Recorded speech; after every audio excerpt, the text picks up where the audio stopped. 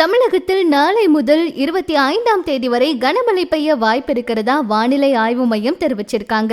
இது தொடர்பா சென்னை வானிலை ஆய்வு மையம் என்ன சொல்லியிருக்காங்கன்னா, குமரிக்கடல் மற்றும் அதை ஒட்டி இருக்க பகுதிகளில் நிலவிய காற்றழுத்த தாழ்வு பகுதி லட்சத்தீவு மற்றும் அதை ஒட்டிய மாலத்தீவு பகுதிகளில் நிலவுதான். இதனால மேற்கு அல்லது வடமேற்கு திசையில மெதுவா நகரக்கூடும் அப்படின்னும், தென்கிழக்கு வங்கக்கடல் பகுதிகளில் நவம்பர் 22ஆம் தேதி ஒரு காற்றழுத்த தாழ்வு பகுதி உருவாக்கக்கூடும் அப்படின்னும், மேற்கு வடமேற்கு திசையில நகர்ந்து 24ஆம் தேதி வாக்குல தெற்கு வங்கக்கடலோட மத்திய பகுதிகளில் காற்றழுத்த தாழ்வு மண்டலமா வலுப்பெற்று அதுக்கடுத்து 48 மணி நேரத்துல மேற்கு வடமேற்கு திசையில நகர்ந்து செல்லும்னு சொல்லியிருக்காங்க.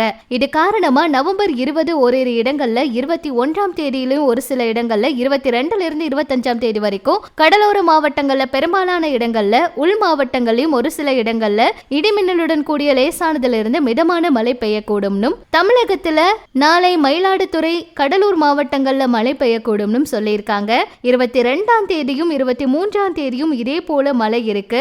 நவம்பர் 20, 21 தேதிகள்ல அந்தமான் கடல் பகுதிகளில் சூறாவளி காற்று மணிக்கு 45 இருந்து 55 கிலோமீட்டர் வேகத்திலும் இடையிடையே 65 கிலோமீட்டர் வேகத்திலும் அந்தமான் கடல் பகுதிகள் மற்றும் அதை ஒட்டி இருக்க தென்கிழக்கு வங்கக்கடல் பகுதிகளில் சூறாவளி காற்று அதிகபட்சமா 60 கிலோமீட்டர் வேகத்திலும் வீசக்கூடும் அப்படின்னும், இதனால மீனவர்கள் கடலுக்கு செல்ல வேண்டாம்னு சொல்லியிருக்காங்க.